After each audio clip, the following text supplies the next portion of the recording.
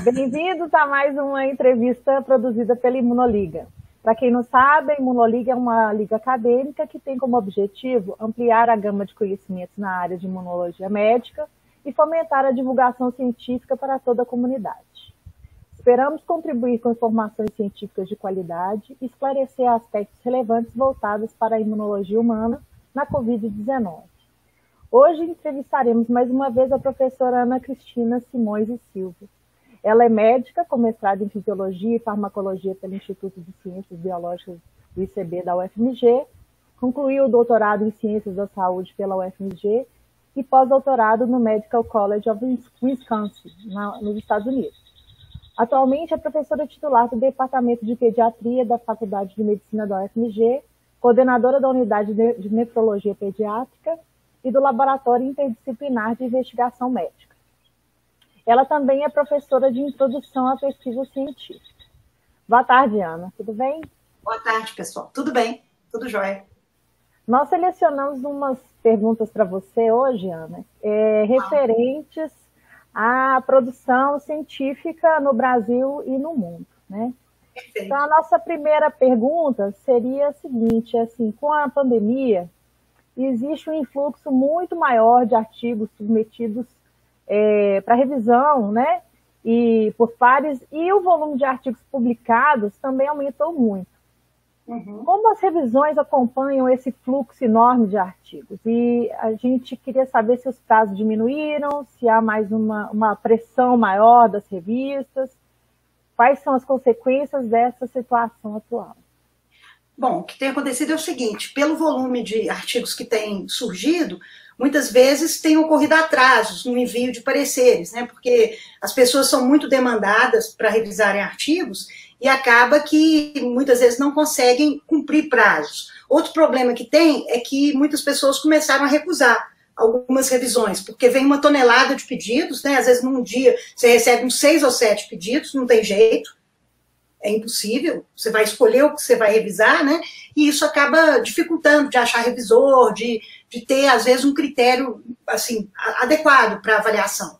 Em relação aos prazos, as revistas mantêm os prazos tradicionais, né? Que geralmente de 14 dias ou de 21, conforme a revista. Mas, de certa forma, elas cobram mais a miúde, quer dizer, você está com o artigo há 7 dias, vem um e-mail falando, olha, você já está com o artigo há 7 dias, você tem que mandar, porque daqui a pouco está acabando seu prazo. Coisas dessa natureza, né? Mas o que tem ocorrido é que, pelo volume, muitas vezes as avaliações ficam, vamos dizer assim, menos criteriosas, né? Conforme a situação e o interesse da revista, né? Então, isso é uma coisa que acaba comprometendo, né? A sensação que dá é que a gente está tendo uma pandemia de artigos científicos, né? Consequentemente, quando você tem muita quantidade, a qualidade fica comprometida. Isso é inegável. Então, eu acho que o que precisa é que as revistas mantenham esse rigor e que, eventualmente, estendam um pouquinho o prazo para os revisores para que eles possam trabalhar com uma certa margem de folga, porque está difícil. E o outro problema que eu vejo é que artigos não relacionados à Covid-19 acabam ficando preteridos, quer dizer, eles acabam ficando, vamos dizer assim, mais largados dentro da revista, não cobra tanto o revisor, então tem tido essas alterações, vamos dizer assim. Acompanhando esse maior fluxo de artigos, Ana, nós temos também muitos textos em servidores de pré-prints. Você poderia explicar para a gente o que seriam esses pré-prints e se a gente pode confiar neles como fonte adequada de informação?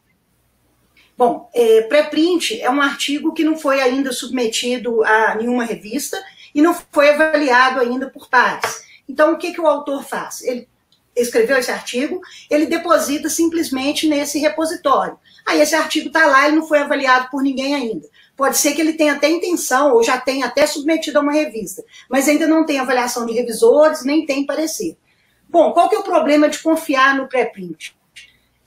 Tem muito pré-print bom, mas tem muito pré-print que é ruim, porque papel aceita tudo. Então, a questão esses pré-prints ninguém avaliou ainda. Então, se você tem uma capacidade de crítica, uma capacidade de avaliação de um artigo, eu acho que você pode ler o pré-print e ter uma noção se aquele pré-print é um texto de boa qualidade ou não. O grande problema é quando quem está lendo não tem essa formação, não tem essa capacidade crítica para avaliar um artigo. Porque aí essa pessoa pode simplesmente engolir uma informação totalmente absurda e com um trabalho feito de forma inapropriada. Então, assim, eu não vejo problema em a pessoa ler os pré-prints, desde que ela tenha capacidade crítica para julgar se aquele texto é adequado ou não. Agora, é claro que isso sempre é um risco, porque é um texto que ninguém avaliou ainda. Então, assim, eu acho que tinha que haver uma solução mais intermediária, porque somente depositar um artigo sem nenhum crivo, sem nenhuma avaliação prévia, me parece um pouco temerário. Ótimo. Agora, o recente estudo da Lancet sobre a cloroquina, né, que teve enorme repercussão, acabou sendo retratado pelos autores, por desconfiança em relação à veracidade dos dados utilizados. Quais são as consequências dessa retratação para a comunidade científica? Então, é complicado isso, Lucas, porque o que acontece? Um artigo retratado significa que aquele autor vai ficar com, vamos dizer assim, uma marca ruim em relação a ele. Quer dizer, ele publicou alguma coisa que não era adequada, que não houve uma devida checagem dos dados, né? Então, isso é uma coisa muito, muito séria. E a outra coisa séria também é que foi numa revista altamente renomada, importante. O estudo, ao se ler, parecia um estudo bem feito, só que na hora que foram pedir os dados brutos, quer dizer, tinha uma empresa que estava analisando esses dados, essa empresa não mandou dado nenhum. Quer dizer, ao que tudo indica, tinham várias inconsistências, porque outros autores verificaram, por exemplo, informações sobre taxa de mortalidade no país X. Aí outros autores verificaram que aquela taxa estava errada, baseada em dados oficiais. Então, quer dizer, tinha um monte de inconsistência de dados, que aquela empresa, uma empresa certamente não idônea, né, pegou esses dados e fez de uma forma, não se sabe como, nem por qual interesse por trás, mas o fato é que os autores não tinham outra saída, eles tinham que se retratar mesmo. Agora, o que tem por trás de toda essa história é muito difícil de saber, nós nunca vamos saber. O fato é que é muito assustador que num período muito curto, 2 artigos tenham sido retratados, um no Lancet e outro no New England Journal of Medicine, e todos 2 com análises feitas por essa empresa e do mesmo grupo de pesquisadores. Então isso é muito assustador, eu diria, e traz uma certa preocupação no meio científico, porque se as revistas top estão tendo esse risco, esse problema, imagina aquelas revistas que talvez não tenham editores tão vamos dizer assim, tão atentos ou tão ligados nessas questões, né? Então isso assusta muito. Eu acho que volta aquela questão, quer dizer, quantidade é inimiga da qualidade. Então algumas coisas estão passando que a gente não sabe a qualidade do que está por trás disso, né? Então isso eu acho que é uma coisa bem crítica e importante para a gente estar atento. Ana, dificilmente nós vemos tanta atenção midiática e tanta pressão da mídia sobre a ciência igual nós estamos vendo hoje em dia. Quais são as principais vantagens e desvantagens disso?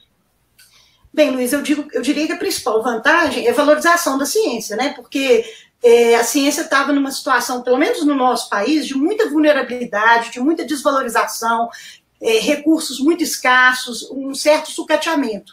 Então, eu acho que uma revalorização da ciência, uma ressignificação da ciência que mostre para a sociedade a importância da ciência é extremamente importante. E acho que a mídia é o local mais adequado para fazer isso, porque tem uma linguagem mais acessível ao público leigo e consegue mostrar qual seria a importância da ciência para a sociedade em geral. Quer dizer, se alguém vai descobrir alguma coisa em relação a medicamento ou vacina, são cientistas, né? Não é o público leigo, não são políticos, não são jornalistas, mas são cientistas. Então, acho que isso é bem importante. O outro lado da moeda é a questão de que, às vezes, a notícia parece tão interessante que ela é publicada de uma forma não muito adequada. Quer dizer, os dados não são muito bem checados com a fonte. Então, é importante, por exemplo, que o jornalista, ao fazer uma entrevista com um cientista, que ele retorne o texto àquele cientista para que aquele cientista leia e veja se o que o jornalista está escrevendo é adequado, é realmente o que ele falou. Porque muitas vezes os textos saem distorcidos e no sentido de tornar alguma coisa atraente ao público, interessante, mais lida, ela pode sair errada. Então, esse é o grande risco, vamos dizer assim. É claro que existem boas fontes de informação da mídia, mas, de todo jeito, esse risco ocorre, na medida que o volume de informações é muito grande e, às vezes, a interpretação sobre elas pode ser equivocada por parte do jornalista, que talvez não fosse por parte de um cientista que é experiente em ler aquele tipo de estudo, entender daquele tipo de assunto. Ô, Ana, você tocou brevemente na sua resposta a respeito de um desafio que a gente vê cientistas, né, e a ciência de encontrar evidências fortes, substanciais para embasar as práticas, né, as linhas de pensamento, os tratamentos, né? E a gente observa, lendo esse volume imenso de artigos, que é uma prática comum o uso de evidências frágeis, né, anedóticas, para justificar uma ideia, especialmente com objetivo político, econômico, não é? Assim, às vezes também voltado para o interesse de alguma grande empresa de fármacos, né? A gente encontra de tudo, né? Você podia falar para a gente um pouquinho sobre os níveis de evidência que existem, especialmente no contexto da medicina? Com certeza. Bem, então, eu concordo inteiramente, quer dizer, o que está acontecendo? Muitas vezes, relatos e séries de casos, que são estudos com baixíssimo nível de evidência, tomam importância, na medida que a gente entende, é uma doença nova, os primeiros casos vão aparecendo, então a gente até entende que isso tem alguma importância. Mas o que não pode é pegar esses relatos e séries de casos e tirar conclusões desses estudos. Então, o que tem acontecido é que, por exemplo, muitos medicamentos começaram a ser usados de uma forma sem praticamente nenhum embasamento. Tipo, vamos testar isso daí e ver o que dá. Né? Então, isso é um problema sério. Porque se a gente for escalonar o grau de evidência, né, dos estudos, vamos dizer assim, o primeiro grau de evidência mais elevado seria de uma revisão sistemática com meta-análise. Quer dizer, o que é isso? Eu vou juntar estudos, por exemplo, se eu estou trabalhando com um tipo de tratamento, eu vou juntar estudos que tenham ensaios clínicos randomizados, com duplo mascaramento, que tenham usado aquele tipo de tratamento, vou analisar os dados desses estudos separadamente, depois vou ver se é possível reanalisá-los de uma forma combinada, para ter uma conclusão mais robusta. Quer dizer, se um estudo tem um N de 400, o outro tem um N de 500, o outro tem um N de 300, o outro tem um N de 1000, se eu conseguir reuni-los, eu vou ter um N muito maior e vou conseguir fazer uma análise muito mais robusta, na medida que o tamanho experimental aumenta. Bom, então, isso seria a revisão sistemática com meta-análise. A gente não tem nada disso para a COVID ainda. Por quê? Porque a gente não tem praticamente resultado nenhum dos ensaios clínicos randomizados. Muito pouco resultado até o momento que permitam esse tipo de análise. Então, esse seria o grau de evidência 1A. Depois, a gente teria um grau de evidência 1B, que seriam os ensaios clínicos randomizados, com duplo mascaramento, quer dizer, estudos bem desenhados, onde eu comparo uma determinada droga com o placebo, ou comparo com outra droga, e a gente tem que o paciente não sabe o que ele está recebendo, o médico não sabe o que ele está dando. Isso é o que a gente chama de duplo mascaramento. Vai ter alguém responsável, um farmacêutico, um enfermeiro, que vai fazer um sorteio para saber quem vai receber o quê. E aí esses pacientes são devidamente acompanhados e depois de um tempo é avaliado as respostas e comparados os dados para ver se aquele fármaco foi realmente eficiente ou não no tratamento daquela doença. Então é importante que os grupos sejam homogêneos, que os grupos sejam grandes, que haja o uso de medicamento ou um versus outro, ou medicamento versus placebo, e que haja esse duplo mascaramento. Então isso são condições para um ensaio clínico randomizado com duplo mascaramento ocorrer. Isso seria um grau de evidência 1B. Depois disso, a gente começa a ter os estudos observacionais, que são estudos onde não há intervenção. O estudo observacional de desenho mais robusto é o que a gente chama de estudo de coorte, que é aquele estudo onde o paciente é seguido de forma,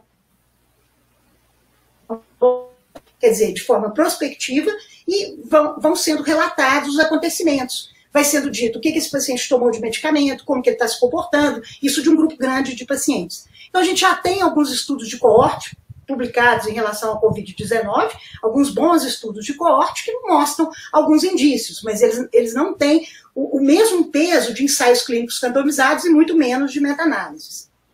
Depois disso, a gente teria os estudos de caso-controle, que são mais fracos do ponto de vista de evidência que os estudos de coorte, porque eles voltam no passado, eles são estudos retrospectivos, onde a gente pega pessoas que tiveram Covid, pessoas que não tiveram, volta no passado para ver o que aconteceu com elas, se teve alguma diferença, enfim, alguma coisa dessa ordem. E aí, depois disso, a gente vai ter as séries e relatos de caso, que seria o grau de evidência mais baixo, que não dá para a gente concluir nada do ponto de vista de recomendação médica a partir disso. Claro que são indícios importantes quando a gente tem uma nova doença, mas que não permitem nenhum tipo de recomendação ou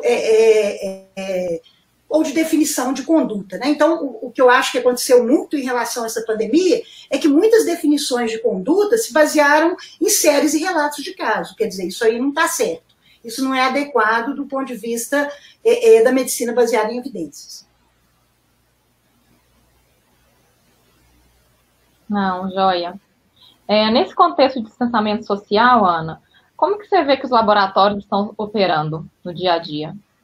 Bom, aí vai depender se é um laboratório de pesquisa ou um laboratório comercial, né? Assim, laboratório de pesquisa, o que tem sido feito é fazer o que é necessário para a manutenção do laboratório, escalonar as pessoas em turnos, de forma que quem vá no turno da manhã não volte no turno da tarde e não se encontre com quem vá no turno da tarde, para poder evitar que, se houver alguém contaminado, você ainda consegue ter um turno do laboratório com gente que não está contaminada, né? Então, um pouco essa ideia.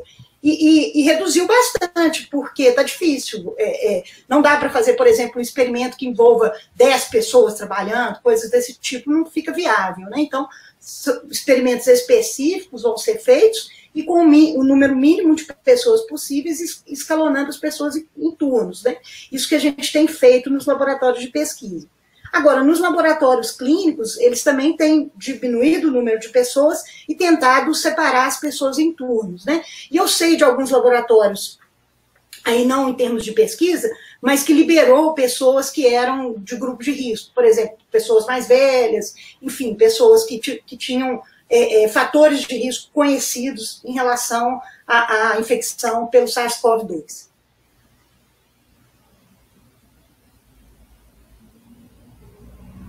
Ótimo. Estamos observando um grande número de artigos disponibilizados para acesso aberto, gratuitamente, né? E existem grandes planos, como o Projeto S, para romper as barreiras monetárias sobre literatura científica. Você acha que esse é o futuro da ciência? Mais artigos abertos a todo o público?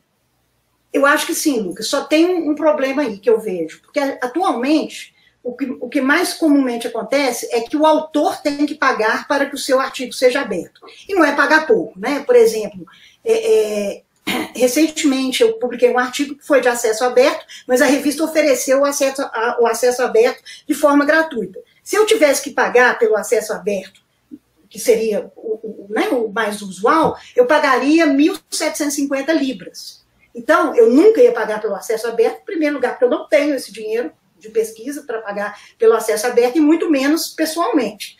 Então, precisa resolver esse problema primeiro.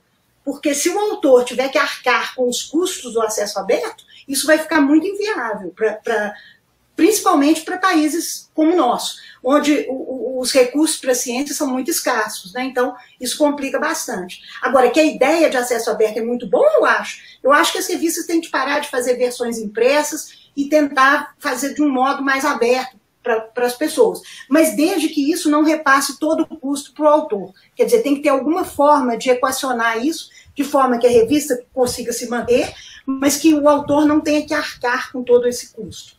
Porque se a gente pegar grandes instituições lá de fora, as instituições pagam para que o autor publique de acesso aberto. Mas isso, com certeza, não vale para as universidades públicas no Brasil. Não tem dinheiro para isso, definitivamente.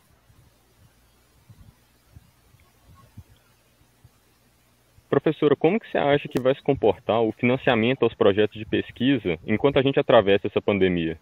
É possível que os projetos que não estão diretamente relacionados à Covid sejam prejudicados? Com toda certeza, Lucas. Luiz, desculpa. Com toda certeza, Luiz, porque o que acontece? Os editais que saíram agora, recentemente, todos foram relacionados à Covid. E os projetos não relacionados à Covid, eu duvido muito que vão sair editais mais genéricos. E tem mais, muitos projetos, né, prévios não relacionados à Covid, o dinheiro ainda não saiu, e nem sei se vai sair, porque não está tendo dinheiro. Então, assim, se resolveram montar esses projetos diretamente relacionados à Covid, alguém vai certamente ganhar o recurso, essas pessoas vão ter que ser pagas. Então, assim, isso vai tirar de algum lugar. E pode ter certeza que vai tirar de dentro do orçamento da ciência. Não vai tirar de outro orçamento, isso eu garanto. Então, eu acho que com certeza vai prejudicar, sim. E eu não sei como é que vai ser isso daqui a nem médio e longo prazo. Que repercussões que isso vai ter. Ô, Ana, na sua opinião, quais são as melhores formas para se obter notícias atualizadas sobre produção científica pelo mundo, para a comunidade em geral? É difícil falar quais são as melhores formas, né? Assim, bom, de modo geral, a gente deve sempre buscar notícias em revistas indexadas, revistas que tenham, né, um corpo editorial de boa credibilidade.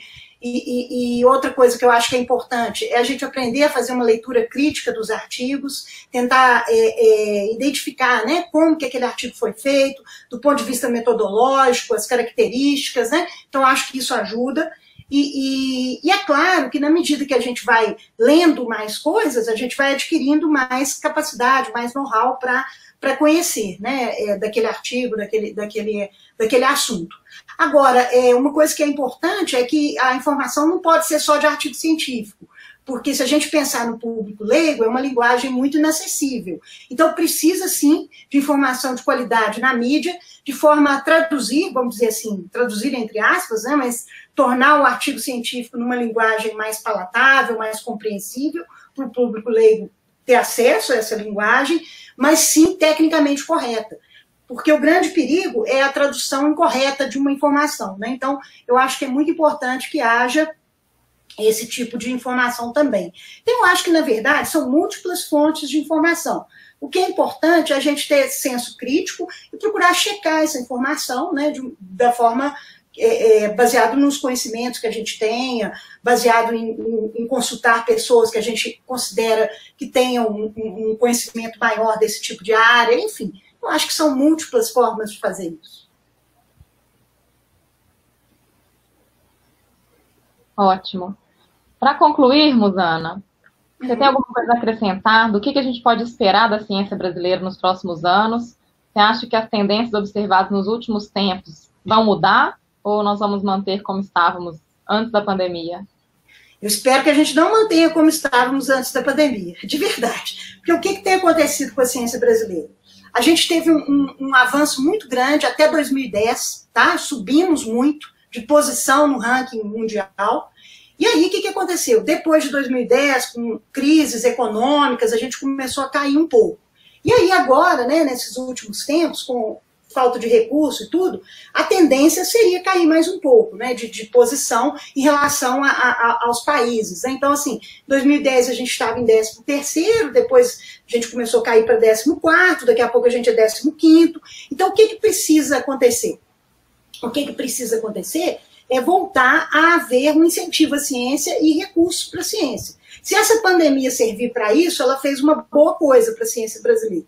Porque a alocação de recursos para a ciência brasileira estava sucateada em todas as suas esferas, desde os órgãos de fomento, né, como o CNPq, os órgãos estaduais, o nosso estado, Minas Gerais, a FAPEMIG, um orçamento muito ruim, até os órgãos relacionados aos programas de pós-graduação, né, no caso a CAPES. Então, por exemplo, bolsas de mestrado e doutorado muito mais restritas, recursos para os programas de pós muito mais restritos. Então, a ciência estava toda sucateada em todas as suas esferas, desde o recurso para o pesquisador até o recurso para o aluno de pós-graduação. Então, isso torna a máquina inviável. Se não houver recurso para programas de pós e recursos próprios do pesquisador, não tem pesquisa, não tem jeito.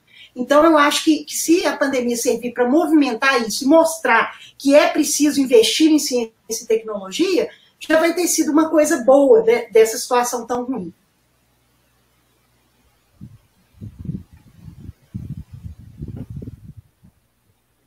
Professor, agora que nós chegamos ao fim da entrevista, a gente primeiro gostaria muito de agradecer a sua disponibilidade por participar de mais uma entrevista conosco, principalmente porque é muito importante a gente discutir de maneira crítica a produção científica nesse contexto no mundo e principalmente no Brasil, igual você falou que estava muito sucateada a nossa produção.